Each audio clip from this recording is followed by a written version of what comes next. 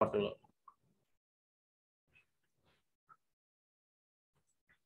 Ya, kita masuk ke materi tata kelola IT. Untuk temanya adalah pengelolaan perangkat keras. Ini tolong jangan lupa untuk update chat ya, absen dengan format nama lengkap npm kelas. Nah, kita ada di sini ya. Minggu lalu kita di pengelolaan perangkat keras. Sekarang kita di pengelolaan organisasi yang videonya sudah saya share di YouTube dan sudah saya kasih linknya berikut materinya. Untuk materi, oh ya, minggu depan kalian UTS, jadi bisa dipastikan belum bisa UTS dulu ya, karena kita masih ada materi di sini ya, minimal sampai perangkat lunak. Jadi minggu depan masih ada satu materi lagi ya, perangkat lunak atau sampai jaringan. Nah, kalau kita bicara pengolahan perangkat keras, seperti yang sudah diketahui, kalau perangkat keras layarnya seperti yang ada di layar rekan-rekan semua, bahwa kita bicara perangkat keras itu bicara mengenai seperti perangkat-perangkat yang ada di layar, ya, baik PC, notebook, server, router, ya, terus juga hub, switch, ya. Ini PC, notebook, router. Saya harapkan rekan-rekan sudah tahu ya bentuk router di sini. Bentuknya ada yang model seperti ini, ya. Ada yang hub, switch, ada juga access point, ya. Access point, ada juga media backup seperti disk, ya, terus storage SD card, MMC, dan seterusnya seperti yang ada di layar. Juga bicara mengenai aksesoris lain seperti RAM, VGA, NIC, dan lain-lain, termasuk juga perangkat input-output, keyboard, mouse, printer, dan seterusnya. Nah, bicara rack server, mungkin kalau rekan-rekan belum pernah lihat rack server seperti apa sih, nah ini rack server seperti ini nih. Ya, jadi rack server tuh seperti rak lemari, tapi fungsinya itu memang didesain untuk menaruh server. Tujuannya apa? Tujuannya supaya server atau perangkat IT yang lain itu bisa rapih gitu. Nah, ini seperti ini ya. Ini tempat switch router, ya, ini admin, seorang admin lagi mengontrol, kabelnya juga rapi dan tidak berantakan seperti ada di meja ya. Seperti ini kan di meja nih ya. Ya, tidak di meja lagi, semuanya tertata rapi di di mana? Di dalam suatu rak ya. Jadi enak untuk manage-nya atau maintenance-nya. Berikut juga ada PABX. Nah, ini PABX ya. Ini PABX satu perangkat yang biasa digunakan untuk, mungkin kalau rekan-rekan kalau pernah telepon ke satu organisasi, ada terima kasih Anda telah menghubungi apa gitu ya, ataupun extension, akan extension dan seterusnya, itu adalah satu perangkat PABX ya. Jadi ini juga dikelola oleh IT nih. Di beberapa perusahaan ada yang menyebutnya namanya ICT, Departemen ICT. ICT itu singkatan dari Information Communication and Technology. Jadi bukan bicara IT doang. Kalau IT ini perangkatnya ya perangkat IT ini gitu. Ya. Tapi kalau communication, salah satunya adalah perangkat PABX misalkan, terkait dengan komunikasi ya. Jadi kalau kalian nanti bekerja di suatu perusahaan, bisa saja kalau perusahaannya sudah levelnya, skopnya sampai ICT, itu mengelola perangkat-perangkat komunikasi ya, perangkat-perangkat komunikasi. Termasuk juga UPS, Unit Table Power Supply, ini UPS yang besar ya. Ini kalian lihat, ini UPS nih. UPS ini bisa dari mulai fungsi UPS, tahu ya, Unit Table Power Supply, ada yang tahu nggak fungsi UPS? UPS itu fungsinya salah satunya adalah buat baterai atau catu daya backup. Catu daya tuh listrik, kalau misalkan listrik backup ya. Kalau listrik PLN mati, ya udah powernya dari sini gitu. Ya, powernya seperti ini, bisa dialirkan dari perangkat UPS. Ada yang mulai dari daya kecil 500 watt, 1 kVA atau 1000 watt atau konversi kilo ya, sampai 2 kVA. Ini sekitar, kalau nggak salah yang besar ini sekitar hampir 10 kVA nih ya. Ngangkat satu orang juga nggak cukup nih. Ini bisa 4-5 orang karena baterainya berat banget. Baterai kering gitu ya.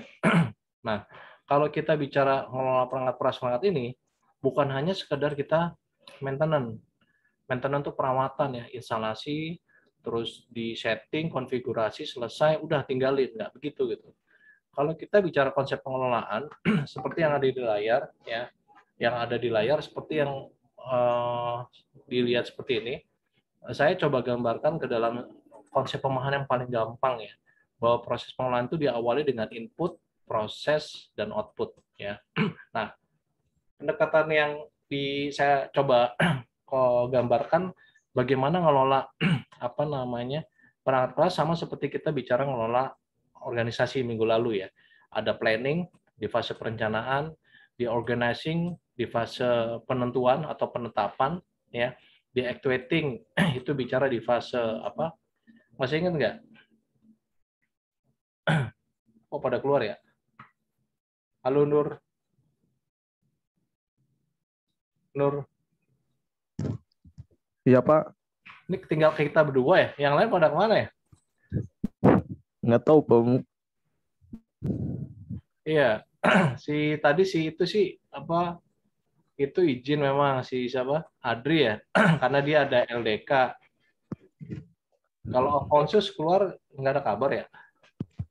Iya, nggak ada kabar dia. Ya ini pada lupa, jangan lupa isi itu Adri apa eh, Nur absen NPM kelas jangan lupa tuh. Ini baru saya lihat yang japri ke saya baru si Adri doang. Adri, kamu belum absen ya? Belum. Ya absen aja dulu sambil ketik absen aja dulu. Iya Oke, Pak. dulu saya approve lagi. Ya, saya lanjut atau bisa saya lanjut ya? Oke, Bisa Pak. ya jadi konsepnya seperti itu. Ya, dari planning, organizing, activating, controlling. Nah, controlling ini lebih kepada kontrol atau evaluasi. Ya, istilahnya kalau di bahasa ini orang bilang namanya MONEV, monitoring dan evaluasi. Nah, proses ini secara gambaran POAK itu digambarkan secara proses berkesinambungan. Jadi habis dari kontrol nggak selesai di sini. Ini harusnya siklusnya begini, nambahnya. Ya, jadi siklus hidup pengelolaannya seperti itu. POAK balik lagi ke atas. Ya. Nah, nanti di fase planning saya jelasin satu-satu. Jadi di fase planning, di fase perencanaan ini berkaitan dengan analisa kebutuhan. Ya, jadi kayak contoh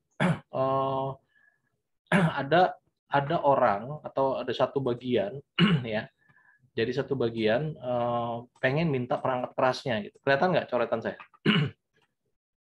Kelihatan ya? Nah, halo, kelihatan upload saya coretannya?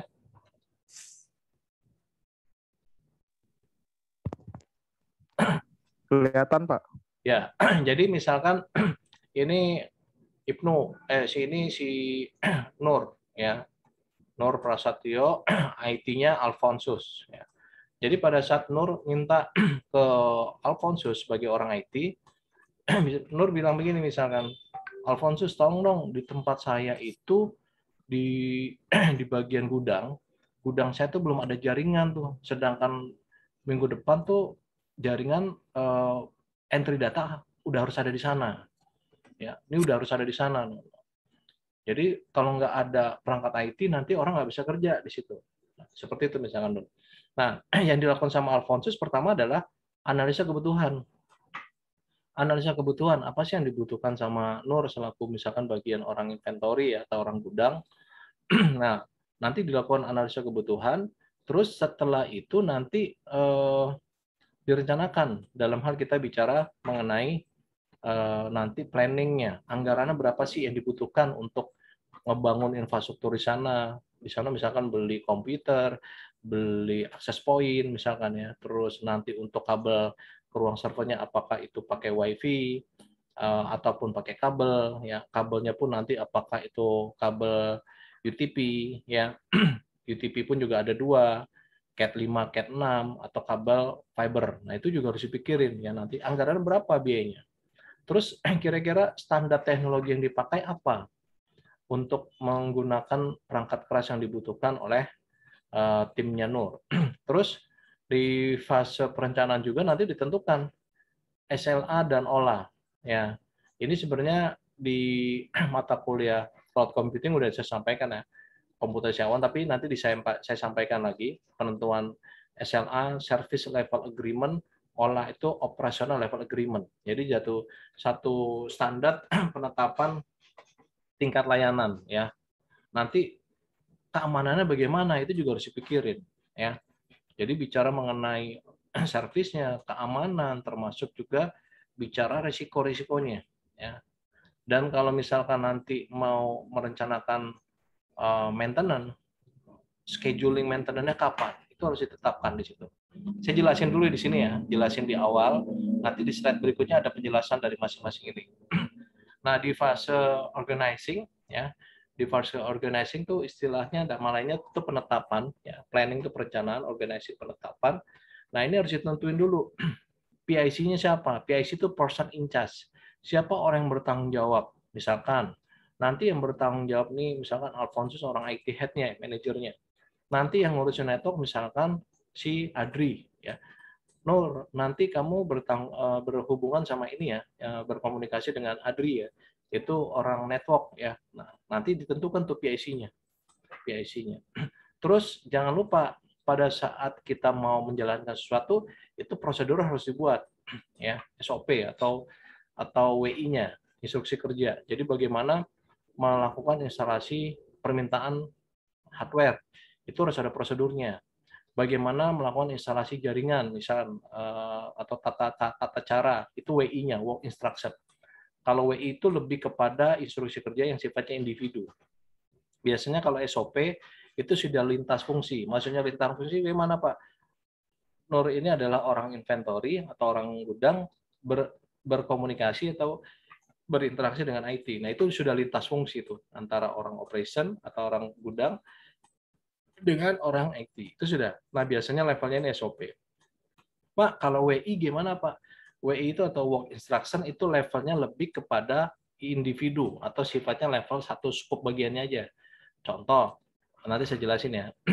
Ada work instruction atau instruksi kerja bagaimana instalasi jaringan. Nah, itu instalasi jaringan kan tidak melibatkan orang siapa?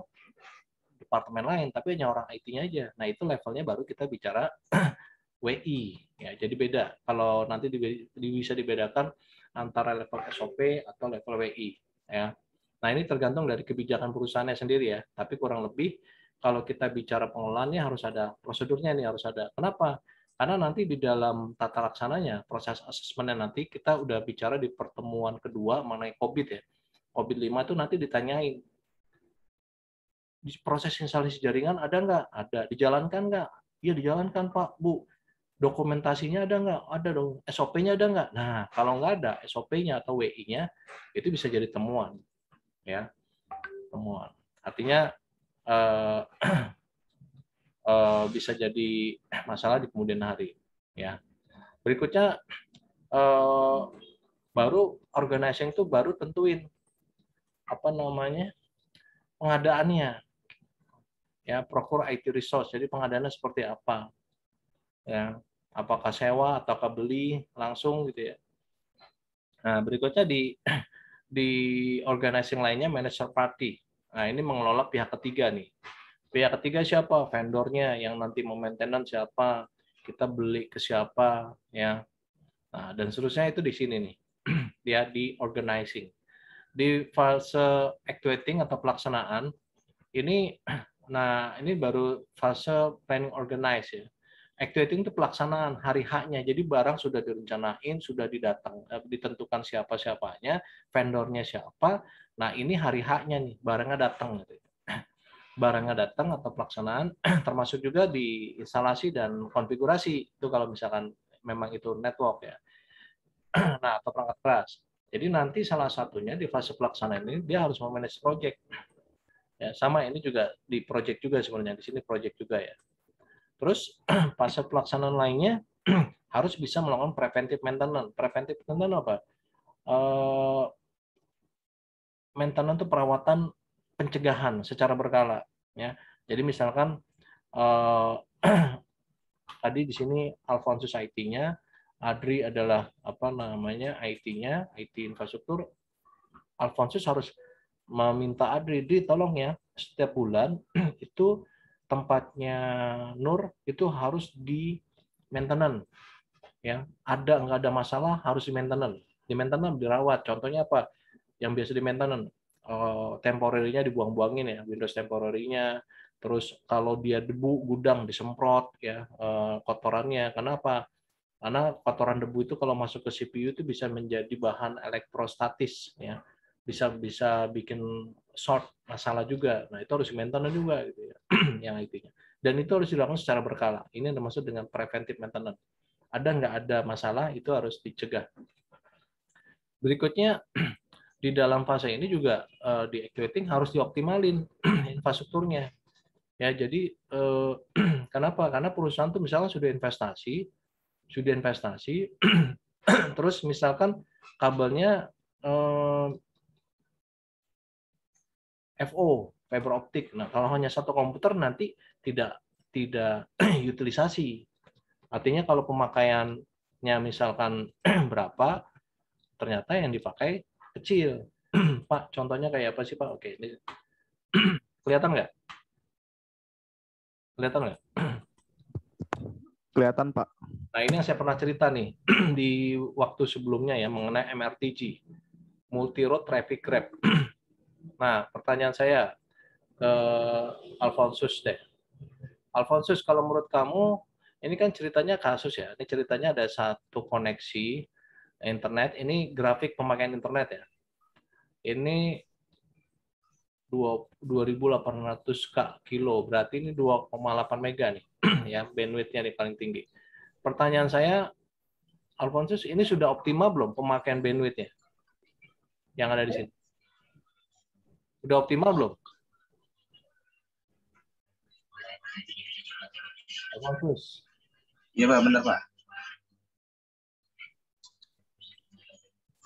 Belum Pak, Kenapa belum? karena ini masih belum terlalu stabil Pak. Apanya? Masih ada naik turunnya. Oh, grafiknya. Iya.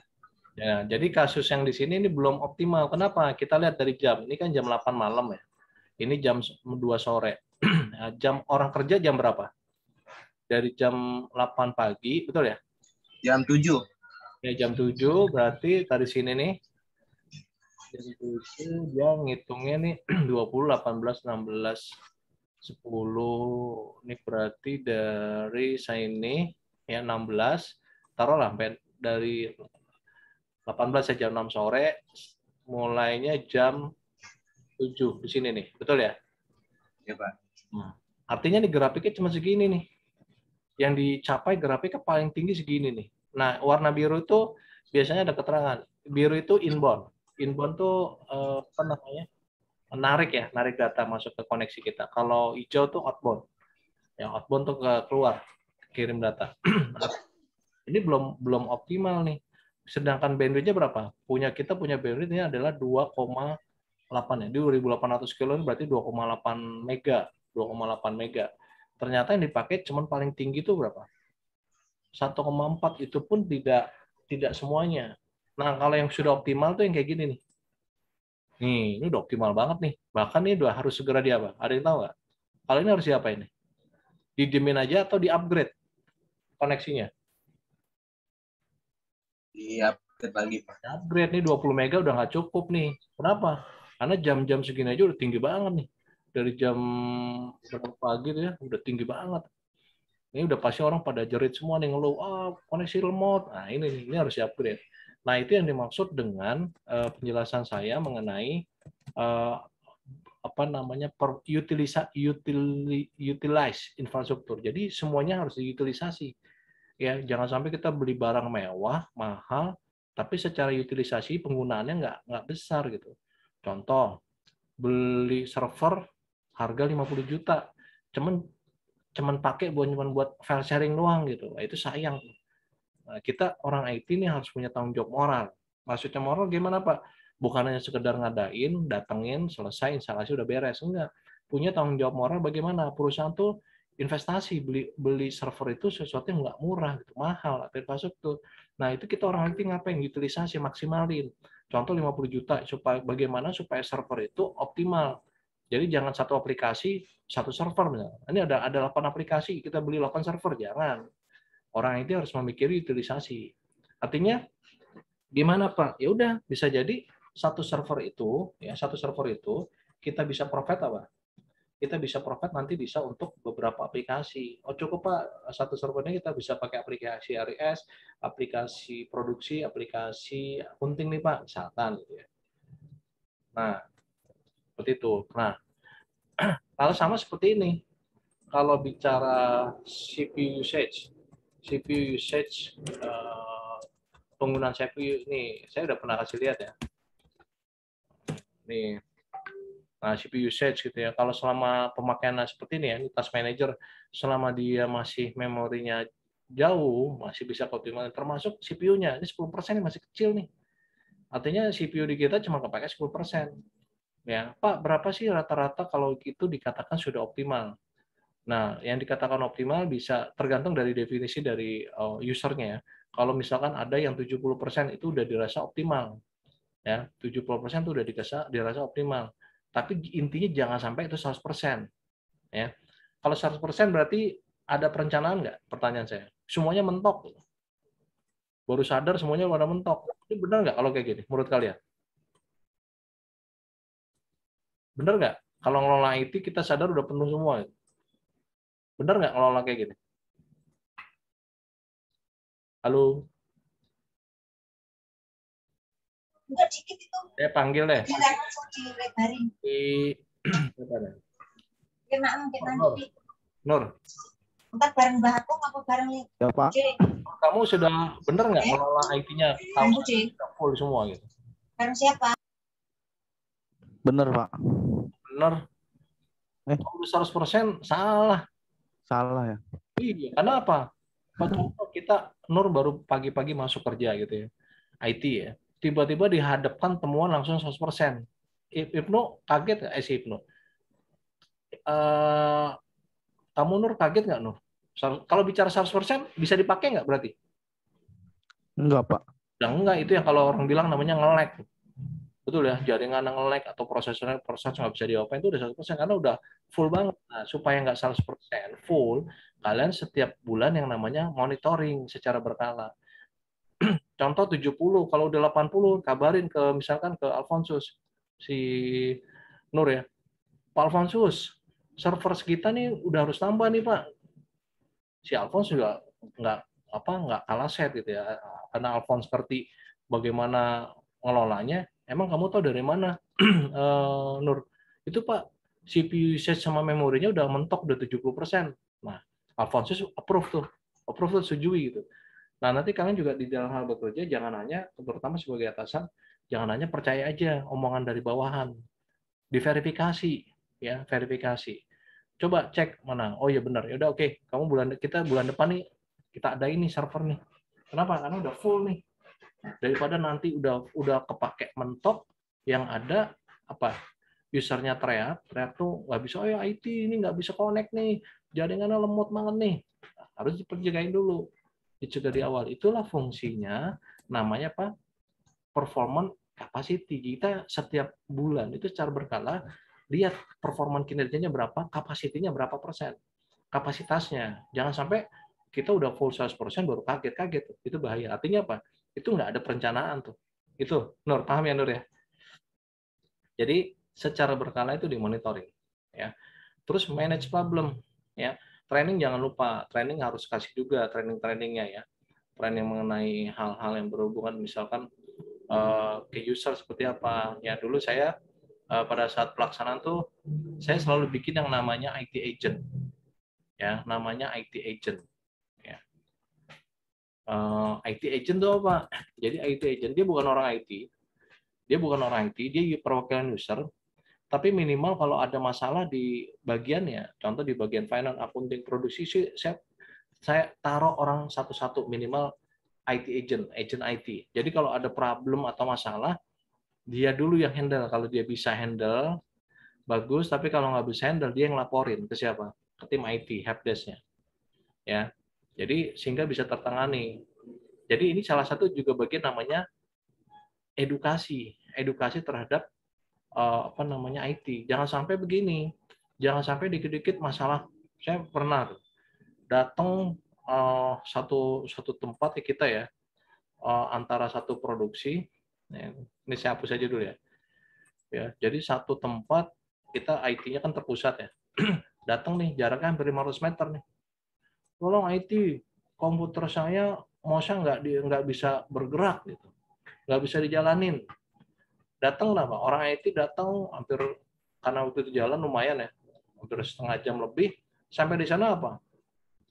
Itu mouse, colokan mouse yang di belakang CPU, tahu ya? Di belakang CPU itu entah kendor entah apa ya, kesenggol atau apa, nggak connect. Cuman datang ke sana apa? Cuman ini doang, udah nyolok, nih kencengin doang, dah balik lagi ke sini.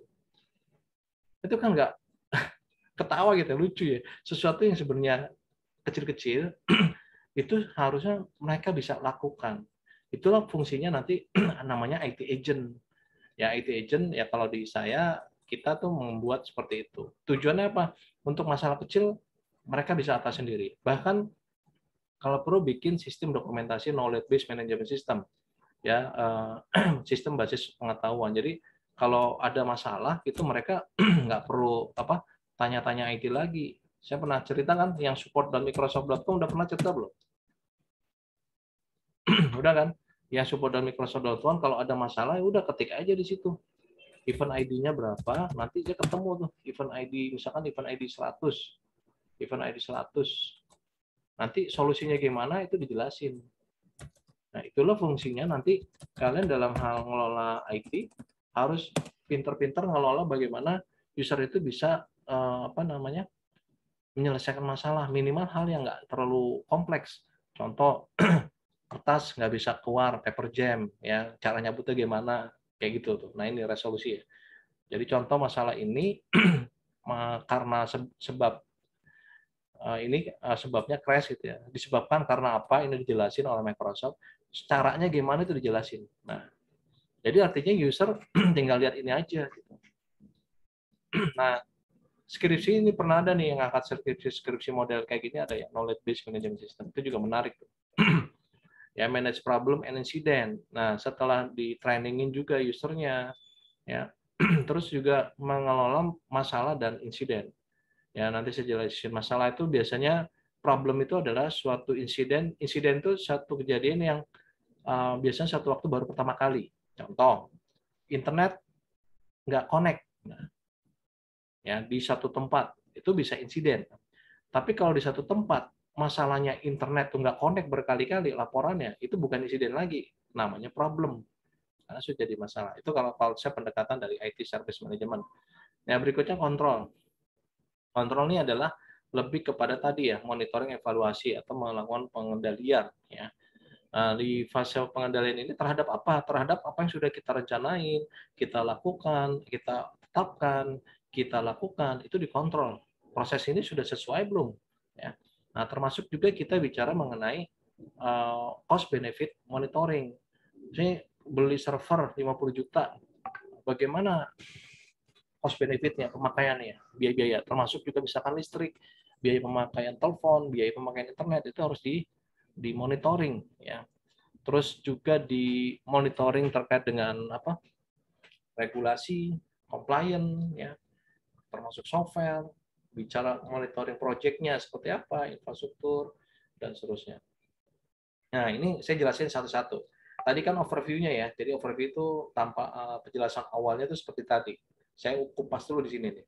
Nah, penjelasannya kalau ibarat kamera ini ngapain aja sih di perencanaan? Nah, ini di sini. Ya. Nah, jadi di fase perencanaan tadi kan saya cerita mengenai analisa ya. Analisa kebutuhan itu. Jadi kayak contoh tadi siapa? Si Nur meminta kepada IT. Dalam hal ini diwakili IT head-nya misalkan Alfonsus. Nah, Alfonsus itu sama Adri, tadi siapa, bukan Adri, Nur ya. Nur itu sebagai tim networknya itu menganalisa tuh kebutuhan. Ya, menganalisa kebutuhan. Termasuknya ada MPP, manpower planningnya kira-kira butuh berapa orang gitu ya. Nah, di dalam infrastruktur planning sendiri, biasanya kita bicara skopnya jangka pendek, ya bisa bulanan atau 1 tahun sampai 5 tahun bicara strategi. Nah, di dalam perencanaan ini harus didefinisikan dulu perangkat keras yang dibutuhkan apa, rencana realisasinya kapan mau dijalanin, siapa PIC-nya, yang tadi ya determine, PIC determining, ya biayanya berapa, ya biayanya berapa nih, procure IT resource-nya, pengadaannya berapa tuh untuk biayanya. Terus lokasinya nanti di mana yang akan digunakan. Contoh tadi kasus tadi ada di gudang misalnya, di TPN Teori tempatnya si siapa tadi yang minta tadi minta Adri ya kalau nggak salah ya, saya lupa. Terus standar apa yang nanti dipakai itu harus ditetapin di fase awal. Ya, teknologinya apa? Oke, kita teknologinya pakai kalau untuk akses point kita pakai teknologi akses point untuk koneksinya. Ada juga pakai radio yang kalau jarak antar line satu line kedua itu jauh ya. Itu sih tetapin. Nah, ini contoh di sisi perencanaan ya. Jadi ini perencanaan jangka panjangnya nih 5 tahun. Ya, tahun pertama atau 2015 mau ngadain apa, mau server, upgrade distribution akses dan seterusnya. Sampai 2019 ini ditentukan di awal. Terus masuk juga anggarannya. Tahun pertama mau beli apa, berapa biayanya. Itu ditetapkan ya, perencanaan strategiknya. Ya, contoh di sini mau pengadaan ruang server terkait dengan switching upgrade, termasuk juga pengadaan kapasitas media itu ditetapkan. Nah, terus juga di dalam perencanaan tahunannya, ya, perencanaan tahunannya misalkan mau melakukan apa? Contoh misalkan mau melakukan, contoh ini ya, penguatan sinyal GSM, ya. Proses improvement-nya apa? Mulai dari tahapan searching itu mencari, desain, development, risk, trial, implementation. Jadi tahapannya nanti. Nah, checkpoint-nya dijelasin. Ya, indikator dikatakan berhasil, dikatakan harus ada dokumen support, dokumen IT project management. Targetnya apa? Targetnya sinyal GSM itu tersedia. Jadi dulu misalkan ada kasus, ini di tempat satu lokasi ini nggak ada sinyalnya, nggak ada nih, ya udah kita berarti pasang semacam mini BTS ya atau triangle. Targetnya adalah sinyal GSM tersedia. Gitu. Kapan itu bisa terrealisasi? 30 Maret 2012. Siapa PIC-nya? Orang operation dan orang. Nah, ini digambarin dalam bentuk timeline dan chart-nya ya. Nah, ini seperti ini nih. Jadi dalam konsep perencanaannya ya tertulis. Terus di dalam perencanaan juga harus didasarkan atas penambahan kapasitas. Penambahan kapasitas apa? Contoh kayak tadi siapa? Kasusnya Adri minta ke Nur ya, Nur minta ke Alfonsus, kita CPU-nya ini sudah mau penuh nih Pak. Kita CPU-nya sudah mau penuh nih Pak. Nah, kira-kira kita harus upgrade nih Pak. Nah, itu harus ada dasarnya dari penambahan kapasitas, ada dasarnya. Ya. Jadi perencanaan bisa berupa penambahan kapasitas kan, bisa juga biaya ya. Ada biaya-biayanya, berapa biaya yang dibutuhkan. Kompatibilitas juga harus diperhatikan, kesesuaian dengan yang lain. Perangkat yang sudah expire atau rusak, contoh, wah komputernya ini udah hampir 15 tahun nggak pernah dipakai. Bukan nggak pernah dipakai, nggak pernah 15 tahun tuh udah cukup lama. Sedangkan 15 tahun tuh udah teknologinya udah lama banget gitu. Terus kedua, secara backup perangkat belum tentu ada nih. Jadi kalau perangkat server atau saya bilang contoh server aja ya, jebol, backupnya nggak ada untuk perangkat penggantinya misalkan. Contoh misalkan hard disknya masih pakai hard disk IDE, jebol ya nggak bisa. Teknologi SATA belum ada misalkan, kasih misalkan belum ada pada saat itu hard disk ya. Nah itu juga jadi masalah. Jadi harus direncanakan. Nah yang perlu diperhatikan dalam perencanaan pengadaan ini bisa berupa kebutuhan kapasitas, biaya, delivery, sampai dengan di reliabilitas dan pelatihan. Nah, di fase ini,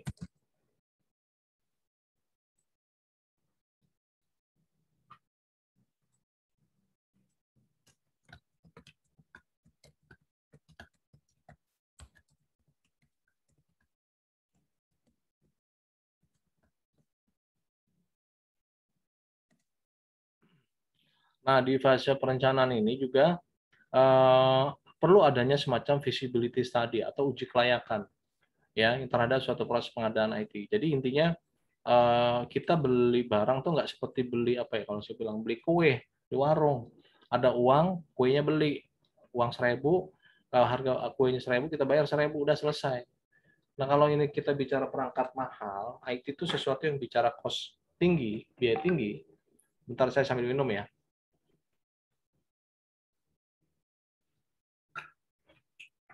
Ya. Nah, jadi perlu ada semacam visibility study, studi kelayakan. Layak nggak kita beli perangkat tuh? Nah, nah ini yang mumpung karena kan sudah ada yang pernah jadi kepanitiaan loh. Nur atau Alfonsus pernah bikin proposal nggak? Misalkan proposal 17, proposal apa gitu. Halo, kegiatan. Alfonsus pernah nggak bikin proposal? Atau Nur ya? Proposal kegiatan apa kayak? Misalkan Alfonsus di gereja ya? Ya Pak, paling banyak sih bikin itu proposal di gereja. Nah, kan kalau proposal itu bisa ada kemungkinan ditolak apa diterima, betul nggak? Ya Pak. Nah, itu sama. Jadi konsepnya mirip seperti itu, seperti proposal, tapi bedanya di sini ada namanya proposal uji kelayakan. Jadi layak apa enggak kita beli contoh server tadi, ya. Jadi jangan kayak tadi saya bilang kita nggak bisa langsung beli perangkat IT itu seperti beli kue gitu ya. Ada uang kita bayar, kita bawa pulang, nggak bisa. Harus ada. Biasanya manajemen tuh butuh ditanya, Alfonsus, contoh kan gitu. Si Adri kan minta, Adri tadi orang network ya, lapor bilang ke Alfonsus, Pak, ini kita servernya harus diganti nih Pak, harus tambahin lagi. Kenapa? CPU-nya udah tinggi, ya, memory usage-nya udah tinggi, jadi harus segera ditambah Pak. Oke, nah pada saat itu nanti Alfonsus misalkan ngajuin ke saya sebagai atasan Alfonsus.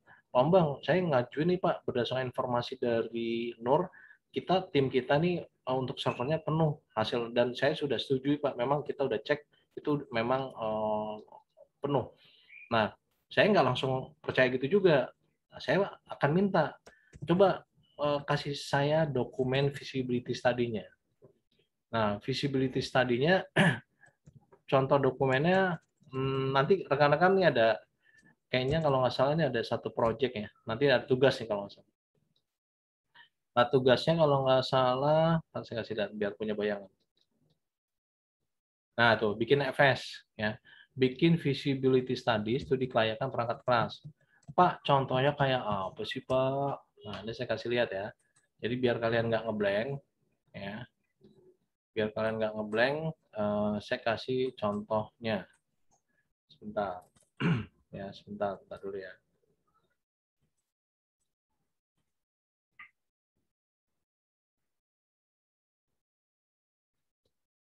Dokumen. Nah, ini ya, contoh nih. Kelihatan nggak? Alfonso sama Nur? Kelihatan, Pak. Kan Pak. Ya, ini jadi contoh dokumen visibility study atau studi kelayakan ya. Nah, ini ceritanya mau ngadain aplikasi HRIS, ya. Dia harus ngajuin ke siapa? Ke manajemen, ke direksi, dan supaya harapannya setujui ya, supaya proses pengadanya disetujui. Jadi konsepnya seperti ini. Ya, jadi kalau saya kasih lihat, jadi pengadaan. Nah, terus latar belakang ditulis dulu. Latar belakang kalian ngajuin proposal ini apa? Sama lah seperti kalian bikin proposal ya. Di Alfonsus kan di gereja juga sama kan? Alfonsus kalau mau bikin proposal kan ada latar belakangnya dulu kan? Ya Pak. Nah, latar belakangnya apa? Maksud tujuannya apa? Ya, contoh nih karena ini aplikasi RIS ya. Maksud tujuannya adalah proses searching di kandidat karyawan rekrutmen. Ya, adapun maksud dan tujuan proyek implementasi adalah meliputi itu psikotes, database karyawan, payroll, kebijakan. Jadi supaya ini bisa terkelola ya. HRD dan IT merasa perlu untuk mencakup dari semua masalah tersebut menjadi satu aplikasi yang terintegrasi. Ya, terus maksud analisa kebutuhan, analisa kebutuhan diisi mengenai kira-kira kalau butuh itu terkait dengan HRS butuh apa aja sih? Nah, ternyata di sini nih mereka udah ngundang vendor ya, udah datang ada vendornya ini ya, vendornya, modulnya ini. Jadi tim IT-nya dengan HRD udah ngundang dan dia sudah ngumpulin data, harganya berapa ya. Terus ada juga vendor yang kedua, nah ini ya, vendor kedua modulnya apa aja, harganya berapa, keluar juga. Ada juga vendor ketiga, ya keluar juga, biayanya sekian pakai US dollar. Nah, nanti dibandingin, jangan lupa, karena kalian itu jangan suruh manajemen, Pak, silakan Pak, jangan suruh manajemen yang bandingin, suruh kalian yang nyimpulin, dibikinlah perbedaannya, tabel perbandingannya gitu ya. Nah, dari sisi produk, program, harga, terus customisasi, waktu pelaksanaannya kapan misalkan. Ya, kapan mau dilaksanain gitu. Itu harus juga jelas ya. Misalkan mau dijalankan tahun 2012 berapa gitu. Nah, kesimpulannya gimana? Kesimpulannya. Nanti disimpulin. Ya, berdasarkan itu kesimpulannya siapa yang waktunya 3 bulan. Nah, ya vendor itu tunjuk kira-kira rekomendasi dari tim seperti apa. Nah, baru nanti ditandatangani. Nah, itu contoh dari visibility study. Nanti kalian punya tugas bikin itu juga ya. Tugas pribadi ini bikin VFS, pengadaan perangkat keras. Ya. Berikutnya saya bicara mengenai tadi ini udah ya, latar belakang ini udah saya jelasin. Nah, ini harus speak pakai data nih. Artinya kalian nggak bisa pakai asumsi. Wah, asumsinya adalah data begini. Ya, enggak, harus semuanya pakai data. Ya, semuanya. Nah, di fase pemilihan, tadi di perencanaan ya, organizing, berikutnya di penetapan. Nah, di fase penetapan ini perlu adanya evaluasi terhadap proposal. Nah, proposal itu apa? Proposal-proposal yang masuk tadi itu dievaluasi ya. Evaluasi itu mulai dari buat daftar keperluan, identifikasi, pemberian bobot, buat daftar faktor, sampai kepada dilakukan oleh sebuah tim. Nah, ini contoh ya. Tabel perbandingan software ERP. Waktu itu ada yang datang misalkan vendor A, vendor B, vendor C. Nah, itu dibandingin aja ya. Dibandingin. Seperti ini juga, vendor A nilainya berapa, skor vendor B, di skor.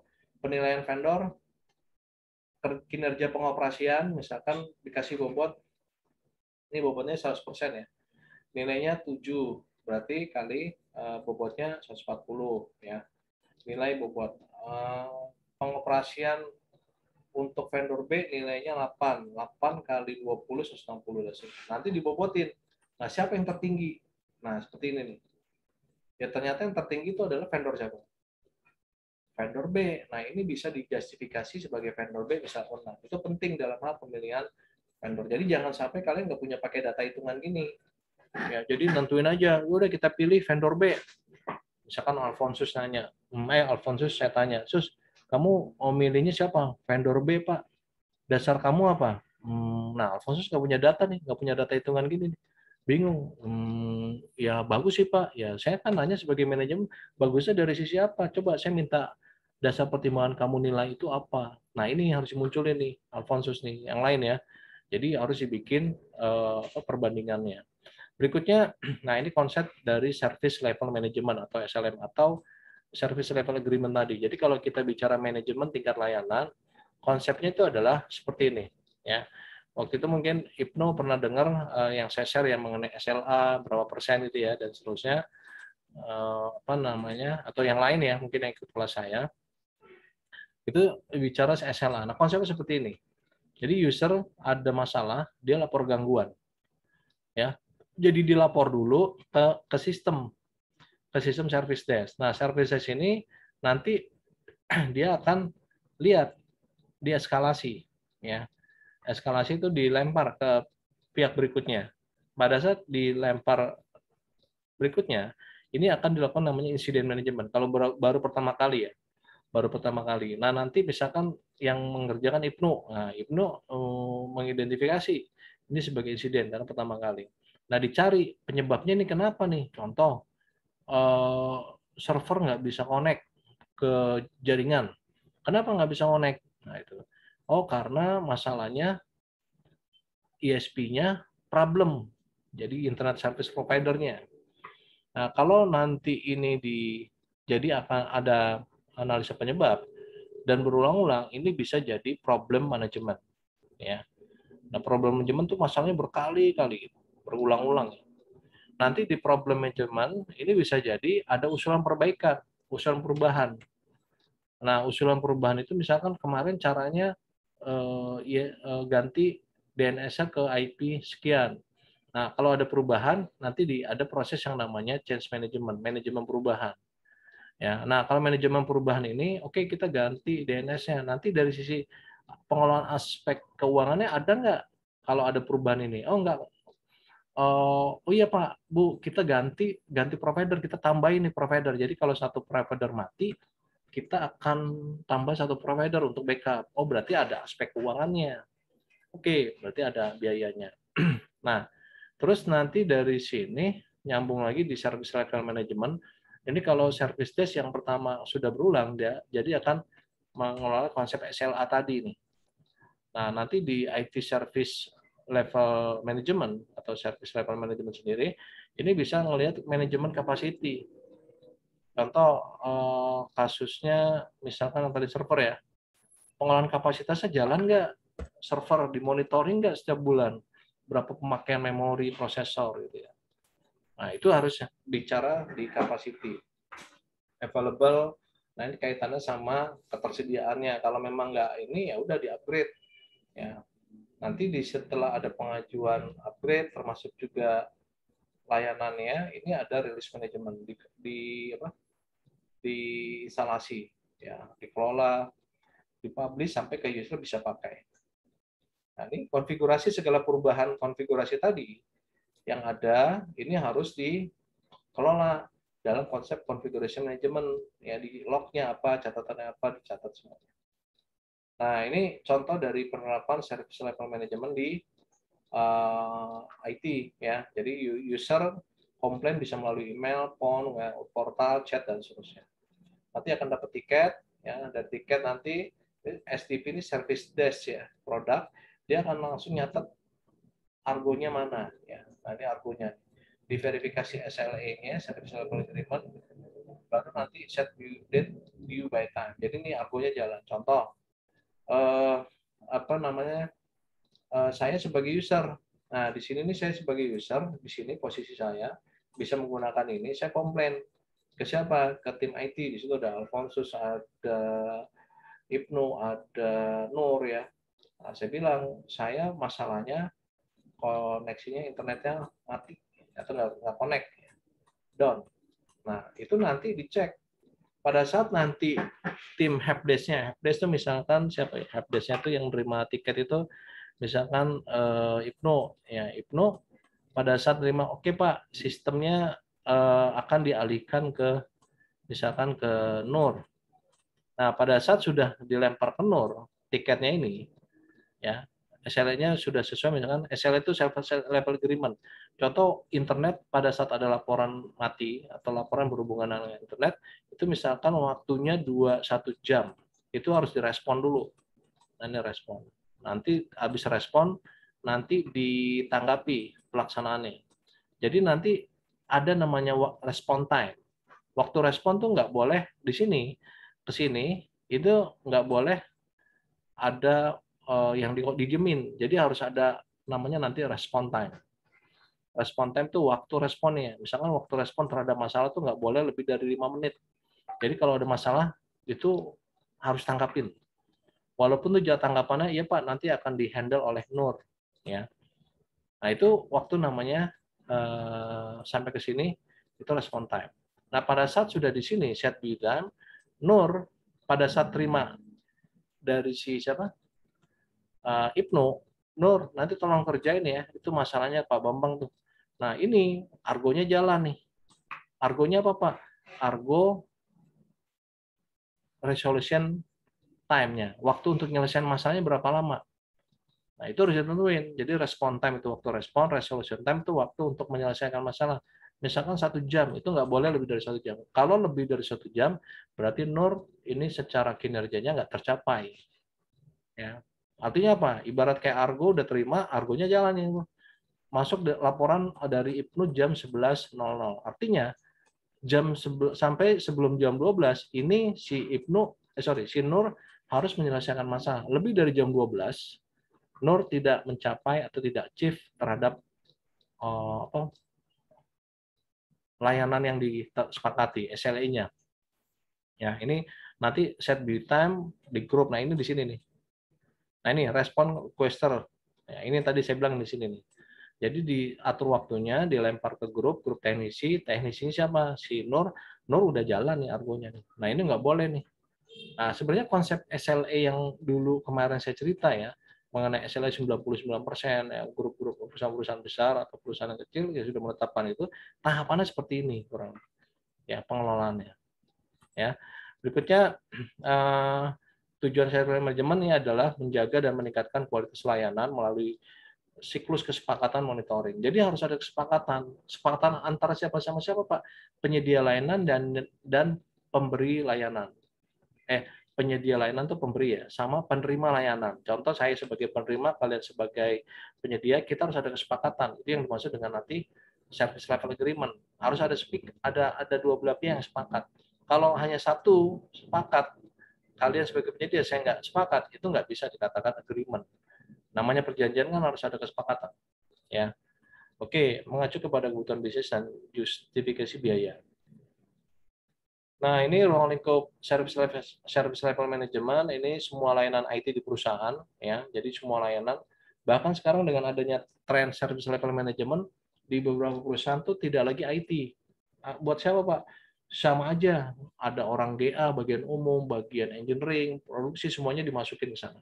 Kenapa? Karena memang satu perusahaan tuh butuh suatu yang namanya jaminan layanan, gitu, masing-masing unit atau fungsi.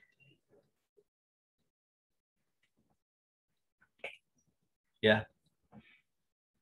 Oke, bisa juga ke vendor. Nah, ini biasanya kalau kalian sebagai orang IT, berarti ke vendornya nih. Vendornya. Nah, vendornya harus ada kesepakatan. Nah, nanti ada OLA, ada internal organization. Nah, ini kalau yang internal ya. Tapi kalau OLA itu buat internal aja. Tapi kalau dari sisi ini, external organization bisa berupa kontrak nanti. Service level agreement-nya. Ya, dibagi dua nih ya, ada yang dari sisi eksternal berupa kontrak, kalau yang internal itu biasa dalam bentuk dokumen operational level agreement ya. Nah, ini konsep dari OLA, SLA dan OLA. SLA tadi ya, suatu bentuk komitmen jaminan tertulis layanan yang diberikan oleh penyedia layanan. Ya, nah bentuknya seperti itu. Ya. Nah, berikutnya, nah ini tentuin dulu misi, tujuan, ya, pembentukan tim serta dalam tanggung jawab anggotanya. Nah, ini contoh dari service level management untuk layanan IT. Tabel katalog layanan IT-nya adalah mulai dari business service, layanan bisnis, personal computing service untuk layanan PC, ada juga layanan terpusat, central IT service, ada juga communication service, layanan komunikasi. Ini ada DLA, VPN, CCTV, PABX, gitu ya. Terus layanan juga profesional bisnis ya, misalkan manajemen dan sebagainya. Jadi dengan ada katalog layanan IT sebenarnya bisa kelihatan itu misalkan. Oke. Nah, ini cara perhitungannya ya. Jadi satu perusahaan itu punya SLA 99% terhadap konsumen. Artinya kalau 99% itu adalah kalau satu hari itu 24 jam. Ya, kalau satu bulan berarti 30 hari kali 24 jam, 20. SLA 99% artinya dalam satu bulan ya itu hanya maksimumnya adalah 712,8 jam atau 712 jam lah ya mungkin ya. Nah, 712 jam ya. Artinya perusahaan A menjamin dalam satu bulan layanan hidup atau up itu adalah 712 jam. Dari 720 ya. Artinya apa? Ada toleransi sekitar 8 jam. Jadi kalau ada pertanyaan saya nih, orang atau customer-nya punya masalah 40 jam. Pertanyaan saya, SLA 99%-nya tercapai nggak? Saya minta dijawab sama Nur. Hai Nur. Ya, Pak. Tercapai nggak? Enggak, Pak. Kenapa enggak? Apa ya?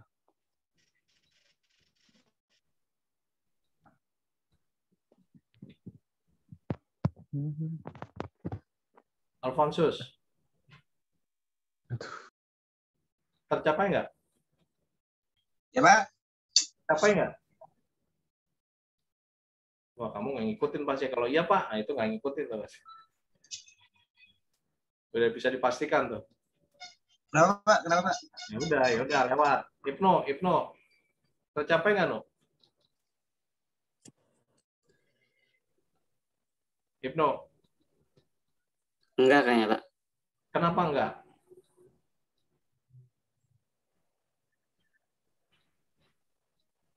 Jawabannya bener enggak? Karena Pertanyaan nggak mungkin,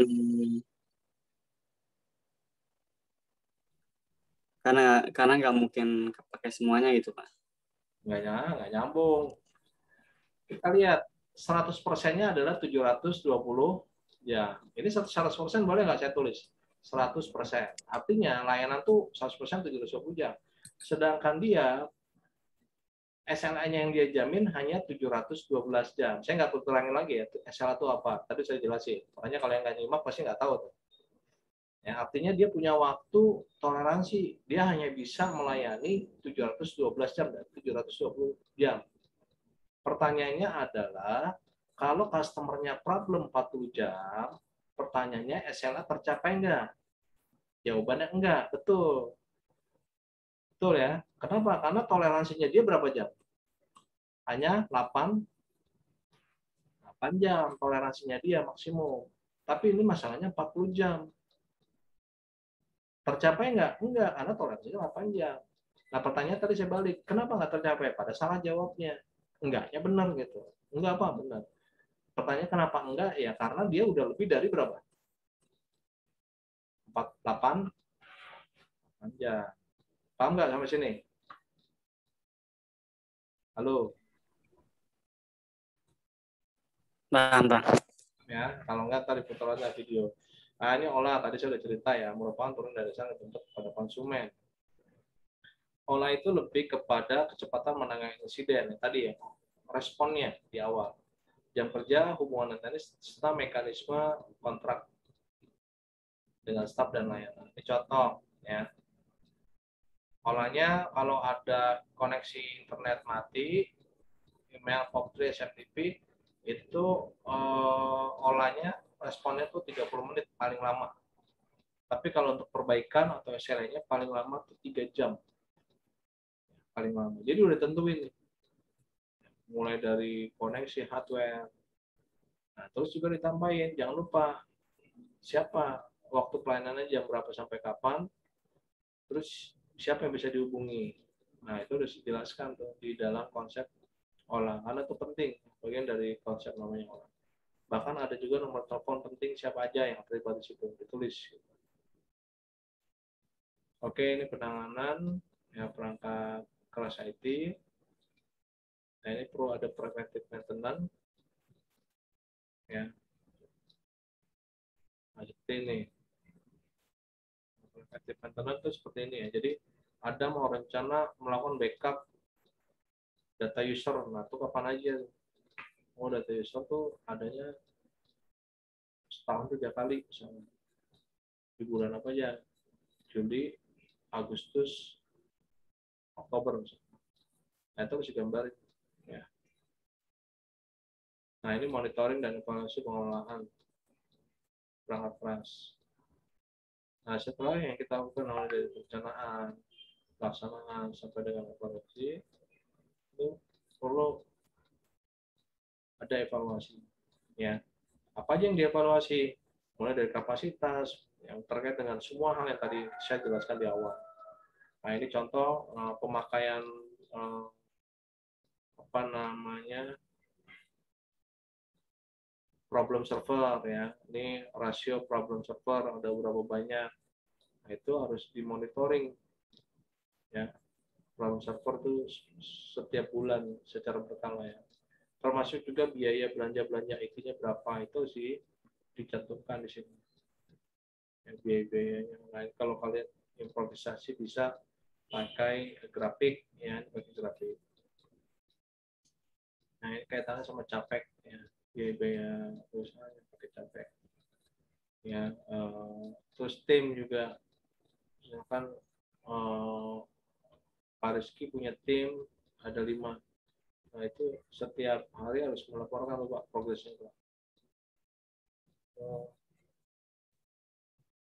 Oke, mungkin itu aja dari saya. Tugas minggu depan tolong dikumpulin. Ini kalian diminta untuk bikin FS pengadaan perangkat keras seperti yang tadi saya sudah jelaskan. Bisa banyak kalau di googling.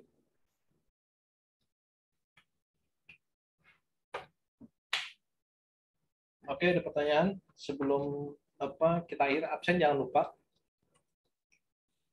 Absen jangan lupa. Pak, kirimnya di email yang kemarin itu ya Pak ya? Ya, sementara di email aja yang kemarin saya share itu. Oke. Minggu depan kita belum UTS, jadi masih ada satu materi lagi, insya Allah minimal ya. Baru dari situ kita setelah itu bisa UTS. Oke, kalau ada pertanyaan, kita akhiri dulu sampai di sini. Kita ketemu minggu depan, mudah-mudahan nggak ada halangan di antara kita. Selamat pagi semuanya. Wassalamualaikum warahmatullahi wabarakatuh. Waalaikumsalam. Izin live ya.